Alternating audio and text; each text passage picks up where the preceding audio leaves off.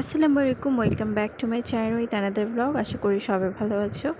তো দেখতে পাচ্ছ এখানে পেঁয়াজু আর আলুর চপ একটা প্লেটে। তো আপু আর আম্মু বাজারে গিয়েছিল বাবুর ড্রেস কেনার জন্য। একটা চেরি টাইপের ড্রেস আর একটা হচ্ছে কালারের।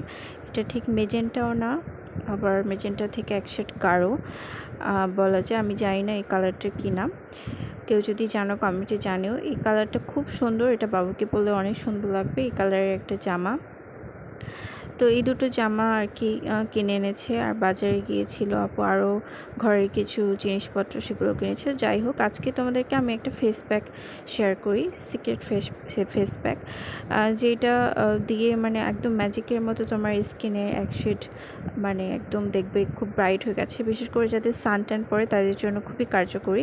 তবে আমি এটার রেসিপি এখন তোমাদেরকে দিব না, তোমরা যদি কেউ চাও তাহলে হয়তো তোমাদেরকে আমি শেয়ার করব, কারণ এটা একটা সিক্রেট রেসিপি। দেখতেই পাচ্ছ তোমরা আমার স্কিন অনেকটা হোয়াইট হয়েছে হাতে। যাই হোক, আপু পরের দিনের এটা ব্লগে ক্লিপ। তো রোস্ট রান্না করছে দেখতে পাচ্ছ, এখানে অনেকগুলো বেরেস্তা ভেজেছে আপু। এই গরমে, এত প্রচণ্ড গরম সারা দেশে অবশ্য, তো এই গরমের মধ্যে রান্না করা আসলে খুবই ডিফিকাল্ট। তারপর এত কষ্ট করে আম্মু আপু মিলে রান্না করেছে, আমি ওভাবে হয়তো হেল্প করতে পারিনি, আমার নিজকে নিয়ে যতটুকু হেল্প করতে পারি ততটুকুই করেছি। তো আলহামদুলিল্লাহ রান্নাগুলো খুবই মজা ছিল। আর চিকেন রোস্টটা ছিল কিন্তু দেশি মুরগি দিয়ে। তো এটা শর্টকাটে তোমাদেরকে দেখিয়ে দিলাম, শর্টকাটে তোমরা কিভাবে করবে আর গরমে কিভাবে রান্না করলে পেটের কোনো ক্ষতি হবে না। প্রথমে পেঁয়াজগুলো ডুবো তেলে ভেজে নেবে, তার মধ্যে লবণ, তেজপাতা, তারপরে গোটা মশলা বলতে গোলমরিচ, এলাচ, দারচিনি এসব দিয়ে দিবে। তারপর ভালো করে ভাজা ভাজা হয়ে আসলে তোমরা এটা ঘিও ভাজতে পারো বা সাদা তেলও ভাজতে পারো। আমরা ভেজেছি মূলত সাদা তেলে প্রথমে। আর চিকেনগুলো তো আগেই ভেজে নিয়েছি, চিকেনগুলো দেখলেই তোমরা ভেজে নাও। ওখানে শুধু দিয়েছি আমরা হলুদ গুঁড়া, মরিচ গুঁড়া আর একটু লবণ। তো আদা বাটা দিয়ে ভালো করে একটু ভাজা ভাজা হয়ে আসলে সামান্য একটু পানি দিয়ে পেঁয়াজটাকে ভালো করে ফুটিয়ে তার মধ্যে লাল মরিচ গুঁড়া, তারপরে জয়ত্রী আর জায়ফল গুঁড়া, তারপরে একটু জিরা গুঁড়া দিয়ে সামান্য একটু ধনিয়া গুঁড়া নাও দিতে পারো তোমরা। তারপরে এখানে গোলমরিচ গুঁড়া দিয়ে ভালো করে একটু পরিমাণ মতো কষিয়ে নিয়ে একটু পানি দিবে। দেখো কালারটা কত সুন্দর এসেছে, লাল লাল। আর দই দিবে প্রয়োজন মতো, দইটা অবশ্যই ফাটিয়ে নিবে। তারপরও কয়েকটা কাঁচামরিচ ভালো করে গোটা কাঁচামরিচ দিয়ে দিবে।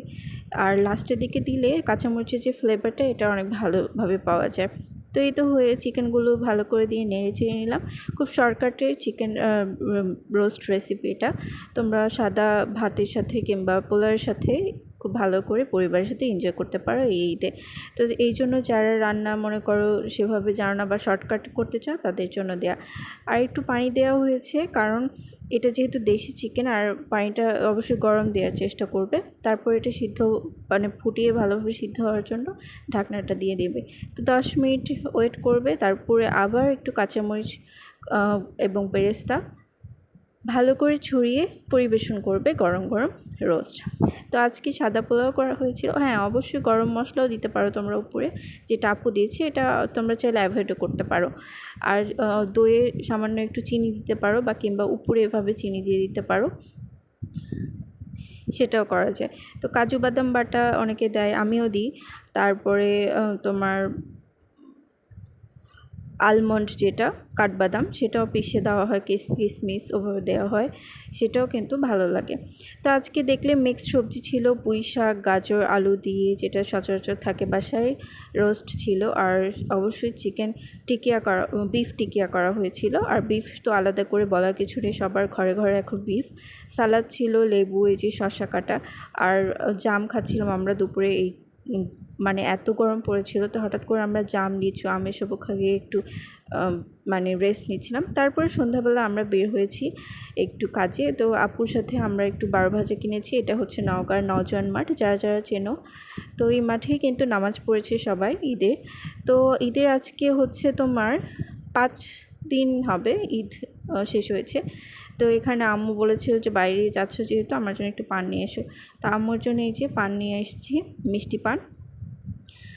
তো মিষ্টি পান কিন্তু খুব সুন্দর করে ওরা বেঁধে দিচ্ছিল খুব কুইকলি, সেটা তোমাদেরকে দেখিয়ে দিলাম। এটা কিন্তু একটা খুব সুন্দর টেকনিক। আমার অনেক ব্লগে তোমরা দেখেছো যে পান কিভাবে সাজানো হয়, কিন্তু পান কিভাবে এইভাবে বেঁধে দেওয়া হয় দোকান থেকে, সেটা কিন্তু তোমাদেরকে দেখায়নি, তাই ভাবলাম একটু ক্লিপ নিই।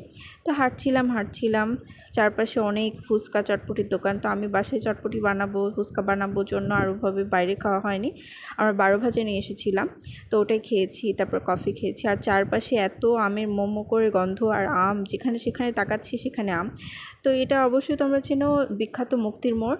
আর নওগাঁর এই জায়গাটা খুবই বেশি জনবহুল থাকে সবসময়ই, দিনে বলো রাতে বলো, অলওয়েজ। আর শহীদ মিনার দেখাচ্ছি তোমাদেরকে, এটা হচ্ছে নওগাঁ সদরের কেন্দ্রীয় শহীদ মিনার। তো তারপর আমি হাঁটছিলাম একটু, কারণ বাইরে একটু বাতাস লাগছিল, কারণ ঘরের মধ্যে এত গরম।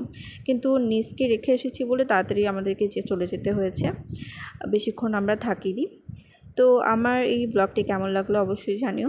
ভালো লাগলে অবশ্যই যারা নতুন দেখছো সাবস্ক্রাইব করো চ্যানেলটি, আর অবশ্যই লাইক কমেন্ট শেয়ার করতে ভুলো না। সামনে আরও ব্লগ দেওয়ার ট্রাই করব। তারপর আমরা বাসায় চলে এসেছি। বাসায় এসে আব্বু আমাদের জন্য আইসক্রিম নিয়ে এসেছে, কোন আইসক্রিম, তারপর আম্মুটা ছিল বাটার কসের আইসক্রিম, এটা খাচ্ছি একদম গলেই যাচ্ছিল, দেখতে পাচ্ছ তোমরা গলা। তারপরেও আমরা খেয়েছি, অনেক মজা লেগেছে খাওয়ার মানে শেষে, কিন্তু এরকম আইসক্রিম খেতে কিন্তু ভালোই লাগে। আর আজকে কিন্তু সাদা পোলাও দিয়ে আমরা রোস্টটা এনজয় করেছি সবাই। আর বিফ ছিল, কিন্তু বিফটা ওভাবে খাওয়া হয়নি, এই জন্য তোমাদের আর নতুন করে দেখালামই না। আর এখানে তোমার যে টিকিয়া ছিল, এই টিকিয়াটাও তোমরা রেসিপি আগে দেখেছো। তারপর যদি কারোর লাগে অবশ্যই আমি দেওয়ার চেষ্টা করব। আর আজকে এই পর্যন্তই, সবাই ভালো থেকো, সুস্থ থেকো, আল্লাহ হাফেজ।